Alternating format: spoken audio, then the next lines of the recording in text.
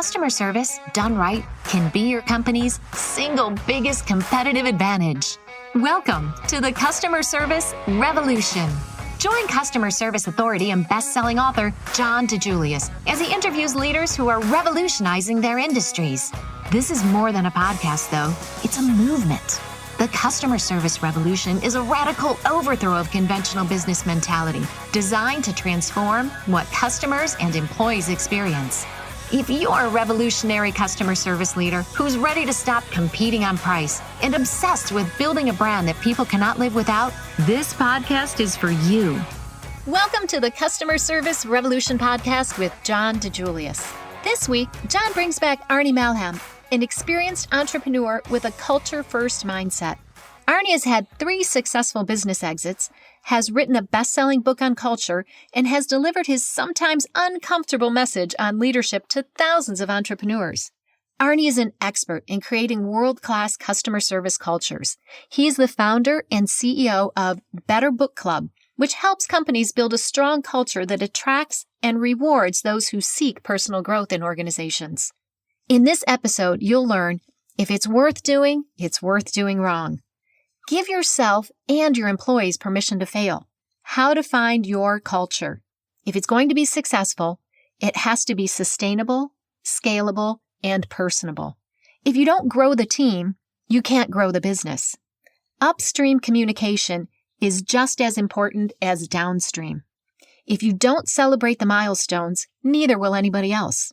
The best culture programs aren't led by leadership, they're led by champions. Now here's your host of the Customer Service Revolution podcast, John DiJulius. Welcome to the Customer Service Revolution, and I am so excited to have our good friend back, Mr. Arnie Malham. Arnie, where are you at today? Hey, Nashville, Tennessee, where it's cold and snowy on this early, almost spring, not yet day. Yes. I don't feel bad for you, but I know it's unusual for you. We have an inch or 3, right? It's a blizzard. It's a blizzard down here.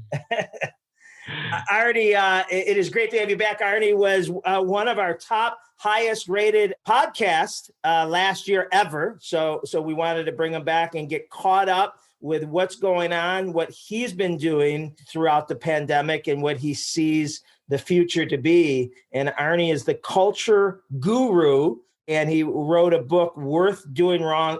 Excellent book. He speaks and consults on culture, and he's also built several businesses and sold them. And so now today, I believe he sleeps in, and his beautiful wife feeds him grapes. And I couldn't ask him to do the podcast too early. So Arnie, what are you doing? Hey, here's where I enjoy my day. I do a little consulting with folks who are trying to build a culture, the right culture within the organization. I promote and preach about BetterBookClub, which is a tool we used in my companies to get books in the brains of our people. And I spend a lot of time exercising, especially where I can't really go anywhere anyway. So I work my brain, I work my body, I promote BetterBookClub. That's my world today. And tell me, Nashville's in the South. Where's the pandemic in Nashville? Did they even know there's a pandemic? Is it over? Has it started yet? It depends on what county you're in. I happen to live in a blue county in a red state, and so in Davidson County, it feels like there's a lot of pandemic activity. But right outside this county, it gets a little crazy. But that's every community needs to handle COVID the way they think is best, right? And hopefully with the combination of precautionary measures, the vaccine, a public willing to change their behavior a little bit, we can get ahead of this thing and get back to in-person, meaningful time together. Not that Zoom's not, but it's the combination, I think, that ultimately will serve all of us best, right? Easy connections via Zoom when we need it, but personal, physical connections also play a big role. Right. I mean, social isolation is a genuine thing. And I don't think COVID is changing the world. It's just accelerated it. And to a certain point, I don't think anything's ever going to go back to the way it was. I like to say that we're going to refer to our lives in two distinct, when we're talking to our grandchildren, we're going to be talking to them about, pre-COVID and after COVID, and telling them what our lives were like. Oh, it was completely different than what you're experiencing. So to that, Arnie, what do you think businesses should be doing? Maybe they haven't done yet. So first, I want to ask you this, Arnie. How do you define culture? Because I'm pretty sure if we ask 100 people, you'd get 100 definitions, and none are right or wrong. But culture is a fluid thing to people. Right. Well, here's my answer: is that culture is how I feel about coming into work, which also means it's how your team feels about coming into work. And that means that it means a little something different to everyone, and then collectively, there's a measurement of that, right? If you could magically, get that how I feel walking in the door, or getting into the mindset of work, which happens now from our homes every day now. How I feel about work is how I define culture. And so if today I'm a 9 and you're a 6 and someone else is a 10, and we average all that out, that's what culture is to me. How good do I feel about coming to work? Am I valued? Do I feel respected? Do I feel like I'm making a contribution? Do I feel like I'm making a dent in the universe? And all that adds up to culture. So it's funny. Culture is hip again. And it usually, becomes hip when shit hits the fan, right? And it's like, hey, we got to work on this. But there's so many things. Like 2 years ago, we had the lowest unemployment ever, and we had to pay people more just to keep them from switching because they had so many options. So what impact does and maybe it shouldn't, right? But what impact does the pandemic play, and how, as leaders, we should be helping our people navigate through this? I think a lot of it is as much personally, right? I mean, I need to help you, my employee, whatever you are to my team, help you get through this personally as well, and not just about, performance at work. Because as you state in your book and in all your spreading of the gospel of culture, how someone is doing crosses over. Yeah. Well, the truth about this, you said it has accelerated so much. It's also accelerated so many businesses. My heart goes out to the businesses that have suffered the most from this: the restaurants, the live events, the people who are in the event space, sports.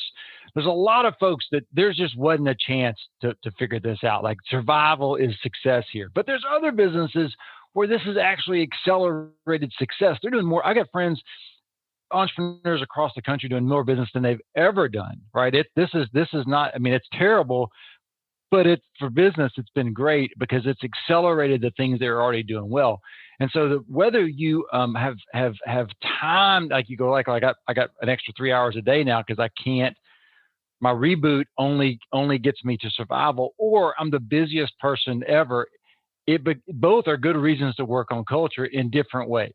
So one of the things that we had to figure out in our businesses was not just how to manage culture when we had time for culture. The question is, how do you manage culture when you have no time for culture? How do you set processes in place that take care of culture on an ongoing, sustainable and scalable way that doesn't seem like it's on autopilot, right? No one wants the handwritten card that says you're appreciated if you think it was automatically generated. It means nothing, right? We get stuff in the mail all the time. It means nothing to us because it was sent out to millions with no thought in mind. How do we get a sustainable, scalable culture that feels personal because it is personal? We're not trying to fake it. And so I believe, and I put them in the book, I'm happy to talk about them here. Yeah. We put things in place to make culture feel real because it was real, right? One of the easy things we did was just around appreciation. How do we appreciate each other? This was back in the pre-COVID world. We printed postcards. They were branded. We gave them out to people. And we said, look, your job is to give out 10 of these a month minimum. Thank the people around you for doing their job, for being great, for being awesome. Give them pick-em-ups. And those cards would get passed out, left on desk, and boom, they're up in the cubes and they're around the walls. How do we do that post-COVID? Even easier, right? Through electronic media, through Slack channels, through emails, through all the systems that allow us to communicate with each other so well. Thank the people around you. If you're a business, if you're running a company, set up systems so that it's easy for your people to thank the people around them. It's not just appreciation from you, it's appreciation from each other that makes the world go around. So it's systems like that make culture both sustainable, scalable, and personal, as opposed to the handwritten note that means nothing. So a system, give me another example of a system. So I'm a leader, and I know that I don't show my team members appreciation enough. And then sometimes, I'll do it on Thanksgiving, Christmas, New Year's. Hey, and to your point, Arnie, if you work or hanging out with any of your coworkers, you're going to say, hey, did you get that text from John? And you compare it, it's the exact same one, right? Hey, Arnie, well, I appreciate. So how do I personalize it as a leader? How do I make sure I'm visiting it, that I'm not just doing it, once or twice a year when I realize we're out of whack? Right. Well, John, every leader is different, and all of us have our pros and our cons, and some of us are more forgetful than others, and some of us have personal conversations that make it easy, and others struggle with it, right? And so every leader will have a different level of ability, time, and resources to put into this. But it starts with recognizing that. What are you good at, and what are you not good at? And then we develop systems, and I help others develop systems that fit around that like a glove. And so what are you really good at? You're great at the 90-second conversation or the great voicemail that lifts people up. Let's get a rhythm of that's not a perfect schedule, but a purposely not perfect schedule that allows you to deliver praise to your people via voicemail, via a video note, via whatever you have to do, so that people feel that it's personal and give you the time and space to get that done. Otherwise, it's something you're going to get around to, a little round cylinder that says round to it. Like, you never get enough of those. And so instead, let's set up a system that every 7 days you create 3 messages for people that get distributed to them, right? That's a system. Now, if I leave that to your own device, or John, if you say, I'm doing that, I know you won't, right? And so what we found we had to put in place for every thing we came up with was a champion, someone not on leadership in the company that said they're in charge of that. That champion created a checklist. These are the things that have to happen to make this happen on a regular basis. And then we have to give that champion, along with their checklist, this is the hard one, permission to get it wrong, permission to figure out the best way to do it on their own, not the way we told them to do it, not the way someone else did it. Start somewhere and start working that checklist. What's working, what's not, what complaints am I getting, what praise am I getting? Develop the checklist so that champion can make that process happen. And that if that champion wins the lottery or otherwise leaves the company, they pass the checklist on to the next champion, and the process continues. Otherwise, in 2 years, you'll be sitting around one day having coffee or lunch and say, whatever happened to that program? And it's because you didn't have time to do it, and because you didn't assign a champion, or that champion didn't have a checklist. So there was nothing to push forward. Sustainable, scalable, personal. That's what we're going for. Sustainable, scalable, personal. Yes. Love it. Love it. It's a hard combination, right? It's easy to get 2 of those, or certainly 1, but it's hard to get all 3. That's why they pay us the big bucks, right? All 3 to get the solid stool. Well, I'm starting to think, Arnie, this was an intervention by my employees, and that they told you, where my weaknesses lie. But I will tell you, I want to share a best practice that I read and listened to a speaker, and it's not anything novel, but just the way she positioned it. Adrienne Bankert, in her book, Your Hidden Superpower, Kindness, she talks about, just sending a video clip and the power it had. And we've always known, and I've done that before, but the way she was talking about it, that she made it exactly this: sustainable, scalable, and personal. I started doing it, and the reaction I got right? Some people would send me the video back, or some people would say, you just made me cry. And, now I try to make you cry, right? And like, Arnie, I just want to tell you, your mom would be so proud of you. Like, I'm trying to think of the phrases that would, cry. But it's so funny. It is as if I sent that person a $500 gift certificate, the reaction. So now what I do is I think before I text. So if I have to text my sons or an employee on their, third anniversary at the company, or 15th, I always say, could this be a video? And it's quicker, right, than typing and all that. I got to go back and fix that. It's literally a 15 to 20 second. Hey, Arnie, I just want to congratulate you on your third, anniversary with our company. I can't tell you, hiring you was one of the best decisions. Obviously, you got to make it personal and different. But the feedback and the endorphins I get from it is so cool. And John, you have that personality, and you can deliver a personal message probably better than anyone that I know, right? Others may not feel that way. They might not be used to this own camera voice. They only like their own voice, but they're great writers. Adapt that process to what you're great at, whatever it makes it easy for you to do. If you put it off once, you'll put it off 10 times, right? So we could say, just get comfortable with it. How about this? Adapt it to do what you're comfortable doing. Right. And you mentioned, the big holidays. I learned this through giftology, right? We can all pay attention to the big holidays, but let's pay attention to the not so big holidays, anniversaries of team members, birthdays of team members. Those are two very special days to team members that are unique to them. Right. You're already unique to them. It's not Happy Merry Christmas, Happy New Year, Happy Easter, Happy Valentine's Day. That's an everybody thing.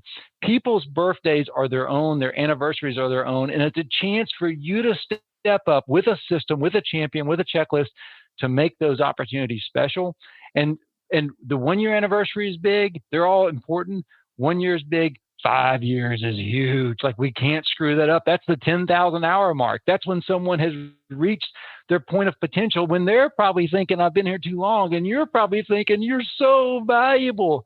What we put into that 5 year anniversary opportunity needs to be well thought out and needs to be sustainable.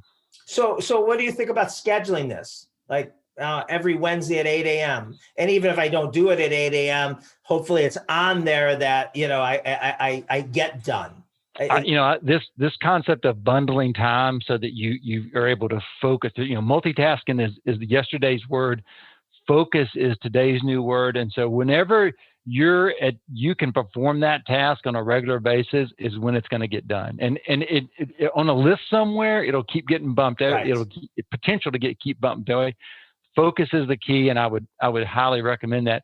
I'm also going to go a step further. If what we found is it is one level of good culture to make our team members feel great.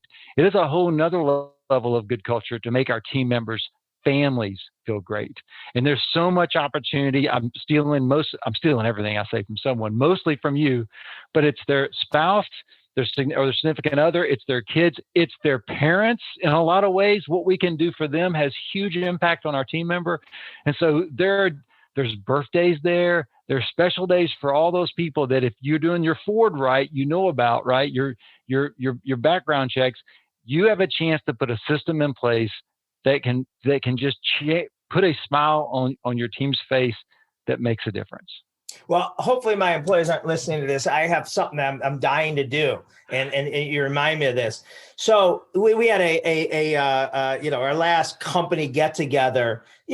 Their families came and just did a toast and hey, everyone's great. And after, I was so mad that I don't think their significant others know how great they are at their job, how important the role they play. And I also want to say, I know your wife has to work late and sometimes, we need her, 24/7 leading up to something, and thank you. Right. So my surprise that I want to do coming up is send their significant other or kids a video about how awesome their mom, their dad is, how great they are at their job, their commitment, their loyalty, and also thanking the family member. And not let the employee know. John, I think that is, we thought our program was send those people birthday gifts and anniversary gifts, like, cash, help them enjoy, help them have something positive to think about and talk about around the dinner table. You just took it to a whole nother level, because what you're considering doing, and hope you make it happen, that value will exceed anything we ever did. And I think that it'll be legendary in its effect. Well, it's stuff I've gotten from you that has inspired me. So, Arnie, I've written down so many quick rabbit holes. You talked about having someone in charge of this, and I believe you had an awesome title for this person at CJ Advertising, Chief Dream Officer or something? No. Well, thanks for throwing that in. Look, really important that you brought that up, because every program needs a champion, right? But that does not mean that one person is the champion of all programs. We failed miserably trying to stack everything on one person, whether that's HR because that's their job, or it's some other upcoming leader in the organization. They with the Delbridge principle, they do something well, so we just start piling it on until they fail. We found, and this is two companies over many years of experimentation of getting it wrong on our way to getting it right. Every program needs a champion, and the more I spread out those champion duties amongst my people, the more successful the entire group is. A, you don't overwhelm them. B, they support each other and their programs. All of a sudden it means more, because there's other people that need help, and they have to ask for help, and more people volunteer. And so we believe every company needs a culture. Every culture needs a name. Once you name it, you can start putting the things you do to make your culture better inside of it. And every one of those things needs a champion. And the more champions you have, the more successful the entire program will be. And so just think through that as a leader of a group, of a company, of a family. Name your culture. Put everything you do inside that framework that you've named it, and give every program a champion. Have them create a checklist. Give them permission to fail. I'll repeat this over and over again, because it was our formula for success. And Arnie, could the champion be an aspiring leader to demonstrate? We hope they are. We hope they are. In fact, the more you give to the create Next your org gen? chart. Whether it's 10 people on your org chart or 100 people on your org chart, if you give tasks to the top of your org chart, the more likely those tasks, those programs will fail. If you push those programs to the bottom of your org chart and let people take on opportunity, the chances of success for that program go way up, but also the chances of success for that team member goes way up, because they're contributing, they're appreciated, they are recognized, they are rewarded for their good work. Yeah. I think that's a great idea. And Arnie, I'm sure you've heard of the expression "a Disney dad." Tell me more. Disney dad is what I was guilty of, and the mom usually does all the hard work, right? And a lot of times she's around the kids more, disciplining them, all that stuff. And then we come home, or we're taking him to Disney. And we're the greatest. And so, there's an expression that, he's a Disney dad. He's never around for changing the diapers or the discipline. But when he comes in, it's let's go to dinner. Let's go to, whatever that is. Yeah. I also think this applies. And this is me looking in the mirror. There's Disney bosses. And what I mean by that is, so I've taken my entire company once a year to a 5-star resort, and, just mind-boggling, and, just an event. And that's great. And I'm proud, and I feel like the greatest boss, but it's the other 364 days a year that I'm missing it. And don't be a Disney boss. Be, someone who's just meeting you and say, Arnie, you come into work every day. Thank you. You're always here regardless, right? And it's those little things versus the grandiose thing you do once in a while. Well, I think if I'm relating the story, like you'll get the feedback from your team might be the same as the feedback from your family. Is that a lot of that Disney dad stuff will turn into resentment for not being there at the hard times, right? And Right. so I think we'd love to have both. If you have to pick let's go with 364, right? 364 over 1 is the right answer. Now we got to make that happen. And I'm arguing to teams across the country that if you take this on, if you say, I will make this happen, it will fail. The key to successful 364 is distribution of opportunity, right? Let your team help you be successful, because let's face it, your job is to grow your team. That's your job. Any of us as leaders have a different job.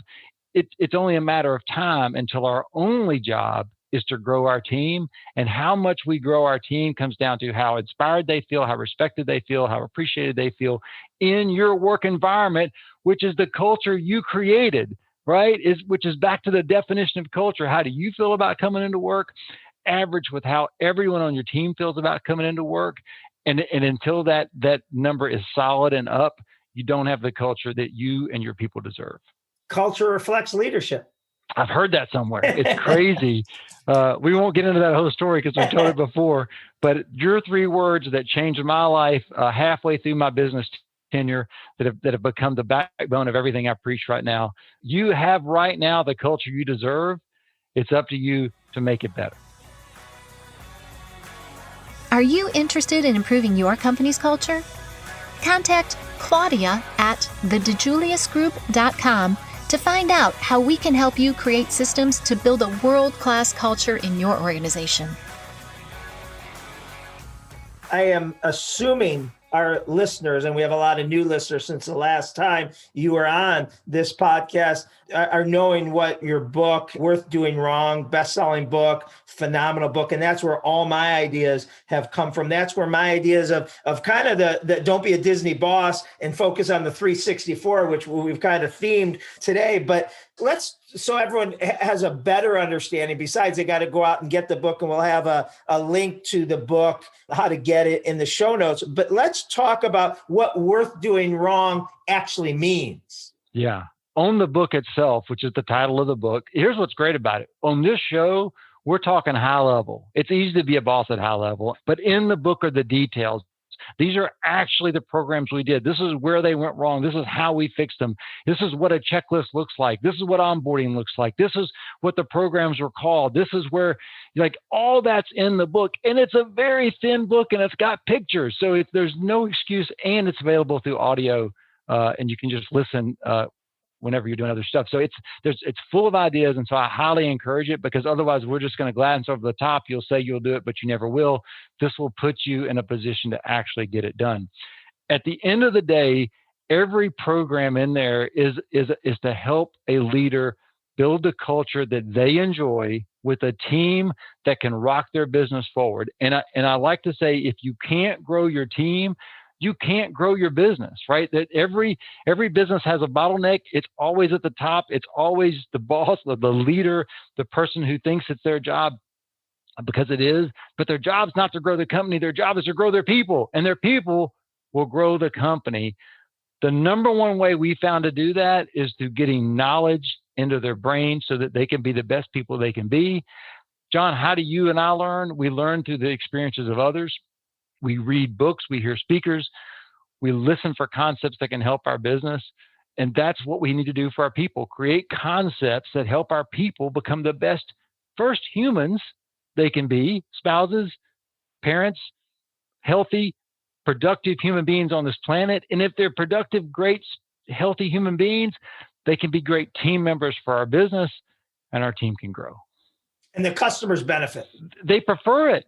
They Right. prefer it. The last thing that our customers want us doing is doing all the work that our team needs to be doing. They want us focused on the big ideas that's going to help them make their business successful. They want us to be their hero. We need our teams to be our heroes, and it all works in unison, right? It's this big system that keeps supporting itself.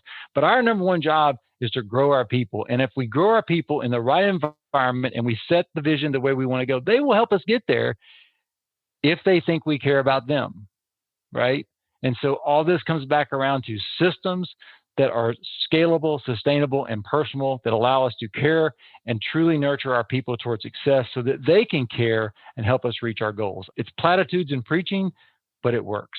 No, I want to get into that specific of how do we educate ourselves and our employees. So I want to make sure you've said this numerous times, give people permission to fail. So explain, and if I missed it, I want to make sure they understand what worth doing wrong means. So it's so easy for us as these loudmouth leaders to say, well, if I get it wrong, I'll just redo it. Like I have the ego and I may not be right, but I'm sure sort of ego. And so I'll just keep doing it till I get it right. But we also fail to give that permission to others to get it wrong on their way to getting it right. How do you best learn, John?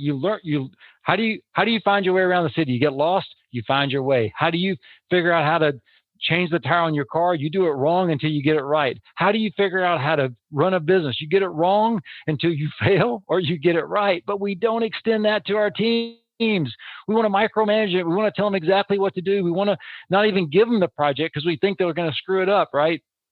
But if we give them permission to fail, and if they're even an ounce of good human, they will figure it out. And so the willingness to give them permission to fail often will give them permission to get it right. So if it's worth doing, it's worth doing wrong. Yeah, absolutely. And Arnie, I do think it comes back as leaders because we do get protective. We do get protective of either our bio, our success, our track record. A pandemic hits and we get paralysis. And, no, it's just not ready yet. Let's think about it some more. Let's, come on, there's too, I could poke too many holes at it. And, during any time, a great leader needs to be decisive and just say, go.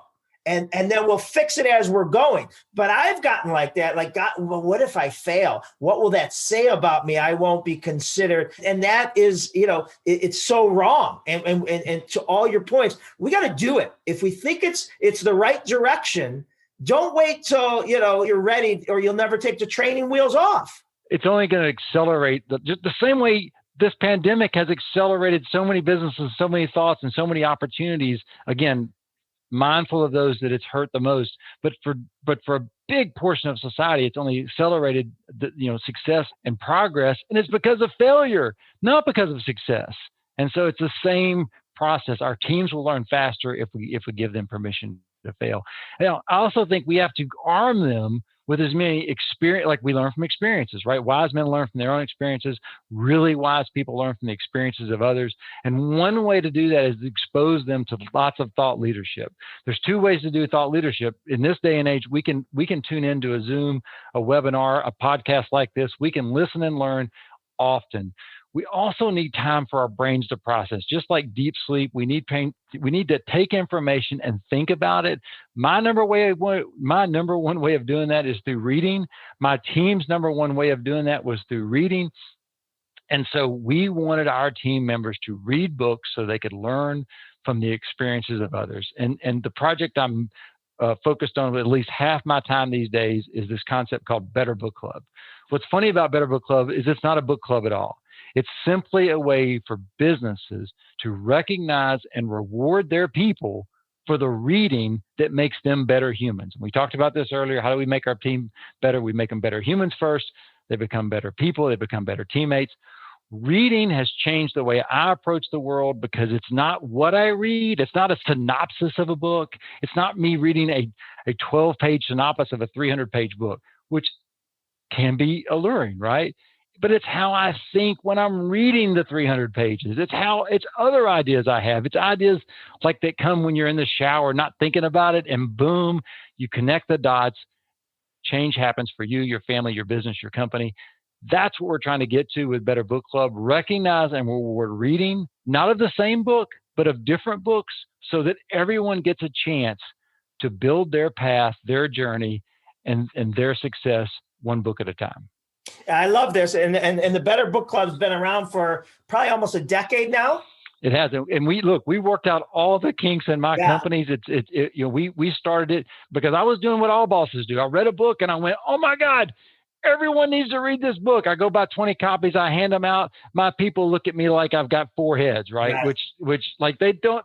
My last book is not their next book. Right. It took me years to figure that out, right? That just because it was my last book is not their book, we still tend to want to do it. But the bottom line is I would rather you read what's best for you than for you to read what I think is best for you. Just read. And the more you read, the more knowledge goes in your brain. That we believe, and this is true in all business, what you recognize and reward, you're going to get more of. Better Book Club allowed us to recognize and reward our people for the reading they were doing. They could read it, they could listen to it, they could do it on their Kindle, they could have a physical book. I don't care how you do it. I just want you to absorb knowledge. The other mistake we make is we think, oh, everyone needs to read a book a month. Nobody's reading a book a month on your team, right? You may have a couple of outliers. I found this is, we have 100 companies practicing the Better Book Club methodology across the globe. A book a quarter is world class. If you can get your team members to read absorb a book a quarter, you're world class. The ideas will flow, their experiences will grow, and your company will benefit from the knowledge coming in a way that it's almost unfair.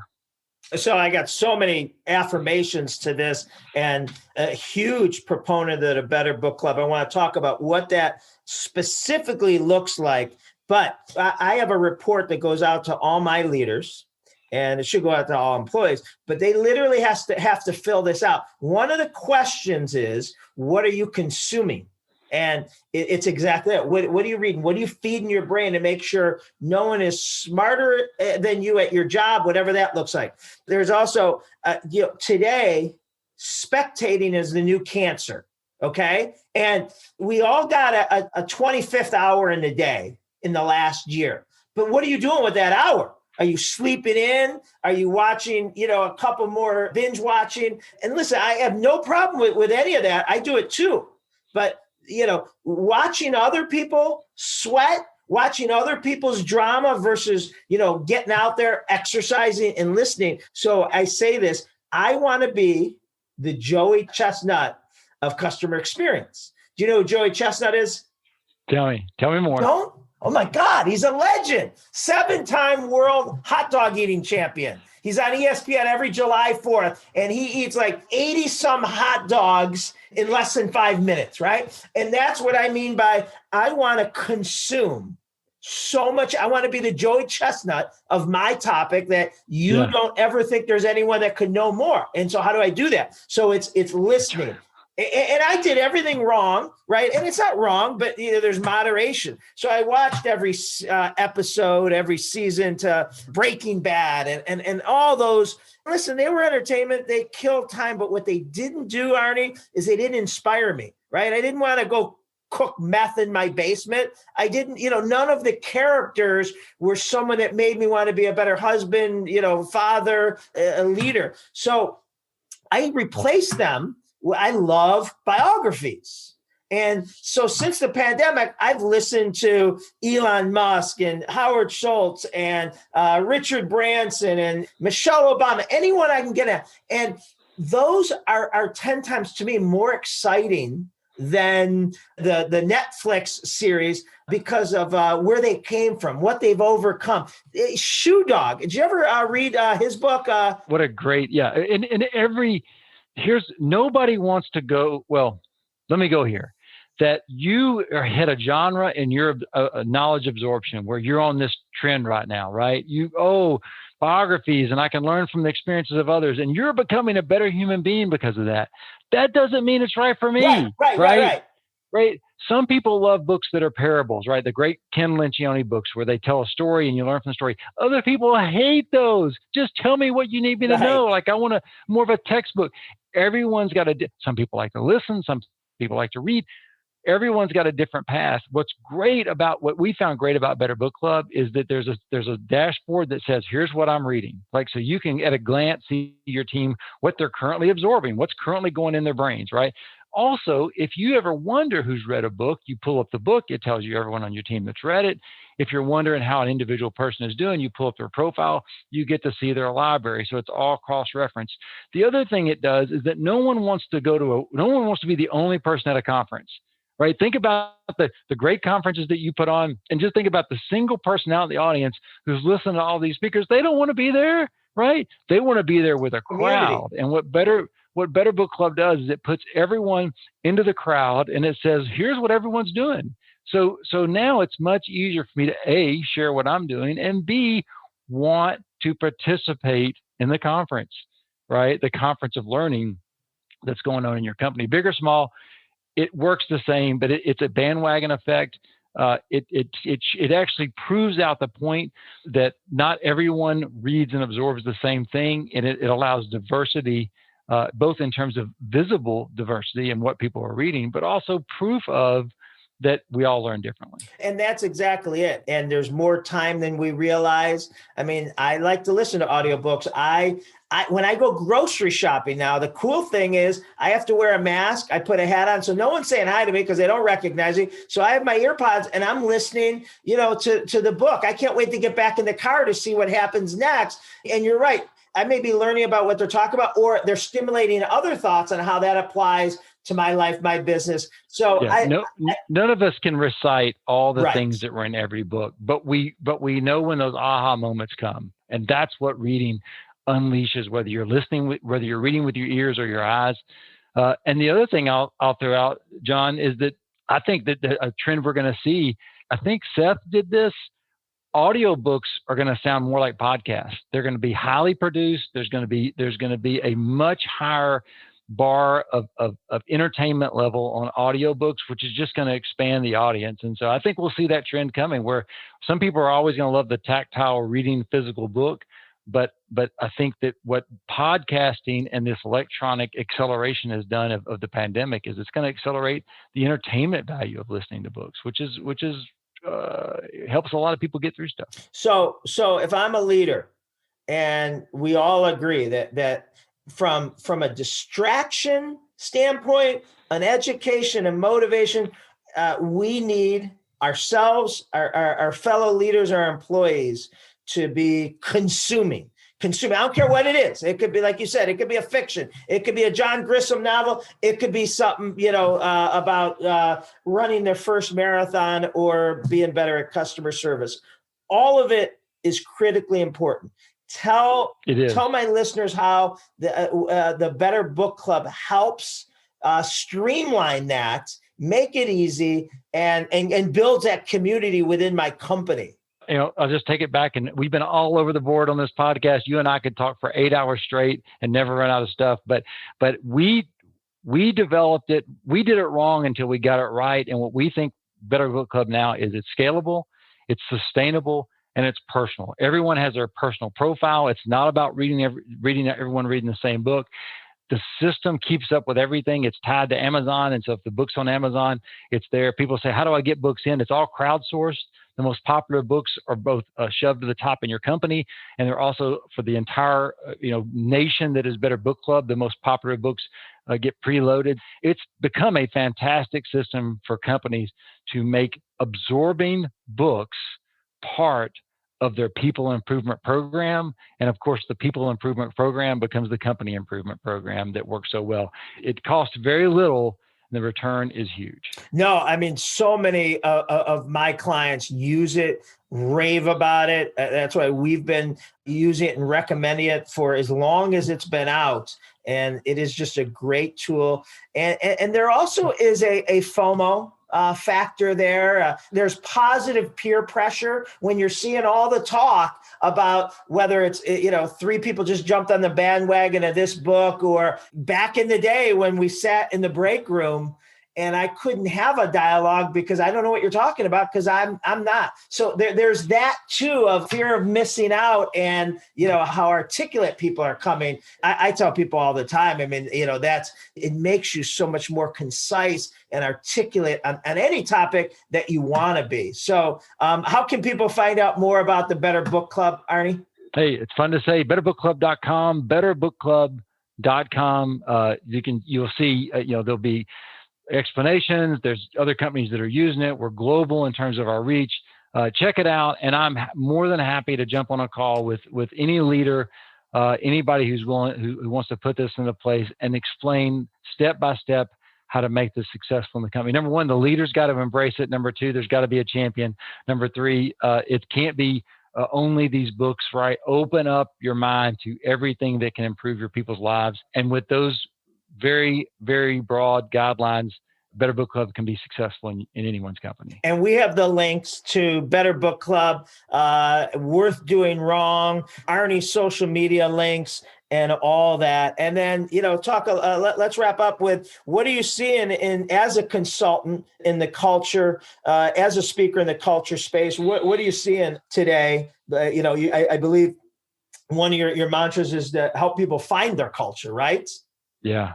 Help, realize who's responsible for it, right? Culture reflects leadership. That's number one. Number two, define what you want it to be and start building it. Like, we can't celebrate a culture that doesn't have a name, where we aren't putting up the hooks that will hold the different programs, that doesn't have champions. And so just helping people put a framework around that. And here's what I find. Everybody wants a great culture, but they don't know how to get there without it feeling like this heavy, heavy lift. This pandemic and all the acceleration has given us a window into people's personal lives that we've never had before, the empathy to care about folks like we've never cared before, and the appreciation of what we've lost in a world that went very fast. And so if we harness those things, if we decide what we want to be as a culture, as a company, a culture, and an organization, culture will help you get there.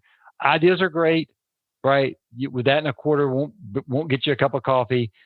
Execution is fantastic in short bursts, but success comes from sustained execution from a team with the right tenure and the right technology, and culture helps you get there. If I can be a part of anyone's success, please let me know.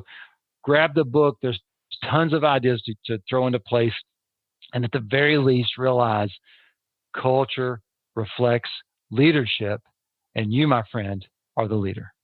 Arnie, thank you so much. Our definition to creating a customer service revolution is a radical overthrow of conventional business mentality designed to transform what employees and customers experience. And you have done that. I've had the pleasure of seeing you do it in all your companies. And now you're doing it for so many other companies. And the Better Book Club is just such a great resource. As Arnie pointed out, what we're doing for our team members now will be remembered, and to show them that, whatever the tool is, whatever the book is, whatever the subject is, this is something that will help you. It'll help you deal. It'll help you get your mind off. It'll help inspire you. And that's what we need. We need to be put in a very positive place, because, the pandemic doesn't discriminate. It's affecting people. But pre and post pandemic, this is just the right thing to do. It's not when you wake up and realize that your culture needs this. This is just the right thing to do. So I appreciate this, Arnie. I wish I could have you on every week, but then it would probably turn into the Arnie Malham podcast and no longer the Customer Service Revolution. But it would probably be equally as good. So any parting words, Arnie? Yeah, just a quote from you, which is, remember, your team will never treat your customers better than you treat them, right? I've heard you say it so many times, and it is proven true. Keep that in mind as you go out there and slay the world. Thank you, Arnie. It's great having you. Thank you, everyone, for episode 35 of the Customer Service Revolution, and we will see you next time. Thanks for being part of the Customer Service Revolution. I'm Denise Thompson, managing partner of the DiJulius Group, and I thank you for listening, subscribing to, and reviewing the Customer Service Revolution podcast with John DiJulius on iTunes, Spotify, or your favorite podcast app.